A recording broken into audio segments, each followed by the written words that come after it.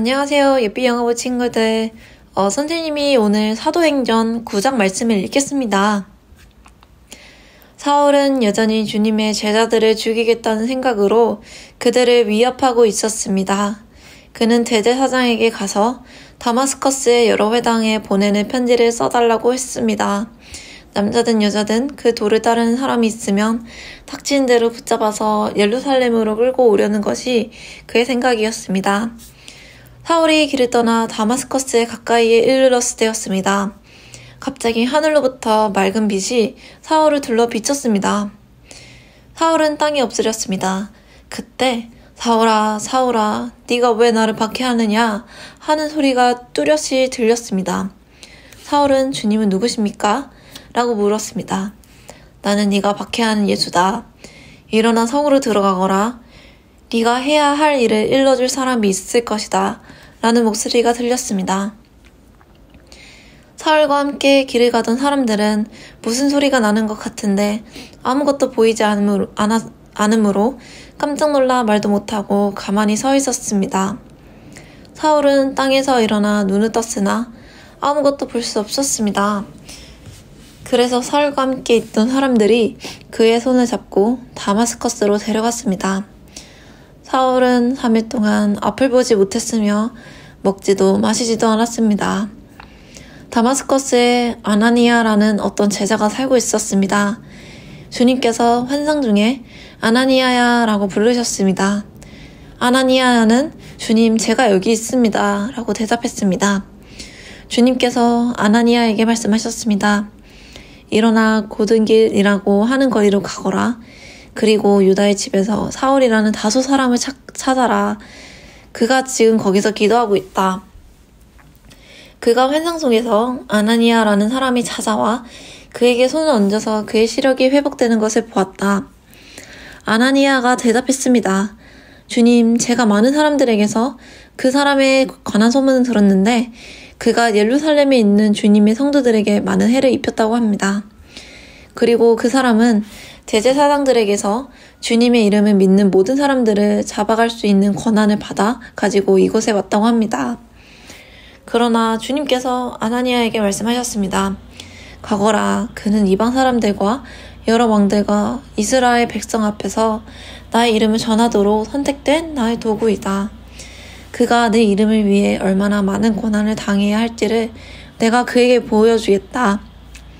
아나니아는 그곳을 떠나 사울에 있는 집으로 가서 사울에게 손을 얹고 말했습니다. 사울 형제여, 그대가 이리로 오는 길에 나타나셨던 주 예수님께서 나를 보냈습니다. 예수님께서 나를 보내신 것은 그대의 시력을 다시 회복하고 성령으로 충만하게 하려고 하는 것입니다. 그러자 곧 사울의 눈에서 비늘 같은 것이 떨어져 나가고 사울은 다시 보게 되었습니다. 사울은 일어나 세례를 받았습니다. 그는 음식을 먹고 기후를 되찾았습니다. 사울은 며칠 동안 다마스커스에 있는 제자들과 함께 지냈습니다. 그는 곧바로 회당에서 예수님은 하나님의 아들이다 라고 선포하기 시작했습니다. 사울은 설교를 듣는 사람들은 놀라서 물었습니다. 이 사람들은 예루살렘에서 예수님을 믿던 사람들을 닥친 대로 죽이던 사람이 아닙니까? 그가 이곳에 온 것도 제자들을 붙잡아서 대제사장들에게 넘겨주려는 것이 아니었습니까? 그러나 사울은 더욱 힘을 얻어 예수님이 그리스도인 것을 증명함으로 다마스커스에 사는 유대인들을 당황스러워했습니다. 여러 날이 지난 뒤 유대인들은 사울을 죽이기로 모의하였습니다. 그러나 사울은 그들의 계획을 알게 되었습니다. 그들은 사울을 죽이려고 밤낮으로 성문을 철저히 지켰습니다. 어느 날 밤 사울의 제자들이 광주리에 사울을 담아 성벽에 난 구멍을 통해 그를 성 밖으로 달아내렸습니다. 사울은 예루살렘으로 가서 그곳의 제자들과 어울리려고 했으나 그들은 사울이 제자가 되었다는 사실을 믿지 못하고 모두 사울을 두려워했습니다. 하지만 바나바는 사울을 데리고 사도들에게 갔습니다. 바나바는 사도들에게 사울이 길에서 주님을 본 것과 주님께서 사울에게 하신 말씀과 사울이 다마스커스에서 담대하게 예수님의 이름을 전한 일을 이야기해 주셨습니다. 이렇게 해서 사울은 제자들과 함께 지내게 되었습니다. 그는 예루살렘을 자유롭게 다니면서 주 예수님의 이름을 담대하게 전했습니다. 사울은 그리스 말을 하는 유대인과 이야기도 하고 논쟁을 벌이기도 하였으나 그들은 사울을 죽이려고 했습니다. 형제들이 이 사실을 알고 사울을 가이사랴로 데려갔다가 다시 다소로 보냈습니다. 그러는 동안 유대와 갈릴라와 사마리아에 있는 교회들이 평화를 되찾았으며 터전을 든든하게 잡았습니다. 교회는 주님을 두려워하며 성령을 위로받아 믿는 사람들의 수가 점점 늘어났습니다. 베드로가 여러 지방을 두루 다니다가 루다에 사는 성도들에게까지 가게 되었습니다. 거기서 베드로는 애니아라는 사람을 만났습니다. 애니아는 중풍에 걸려 8년 동안 일어나지 못하고 누워 지내던 사람이었습니다. 베드로가 그에게 애니아여, 예수 그리스도께서 그대를 고쳐주실 것이요, 일어나 자리를 정돈하십시오 라고 말했습니다. 그러자 애니아가 곧 자리에서 일어났습니다. 루다와 사로는 사는 모든 사람들이 그를 보고 주님께로 돌아왔습니다. 요바에 다비다라는 여자가 있었습니다. 그 이름은 그리스어로 하면 도르가인데 그 뜻은 사슴입니다.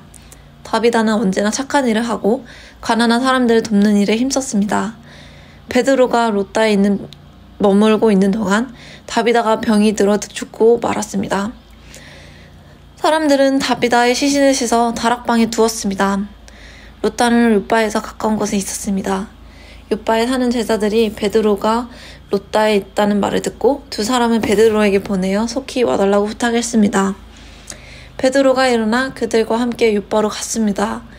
베드로가 그곳에 이르자 사람들이 그를 다락방으로 안내했습니다.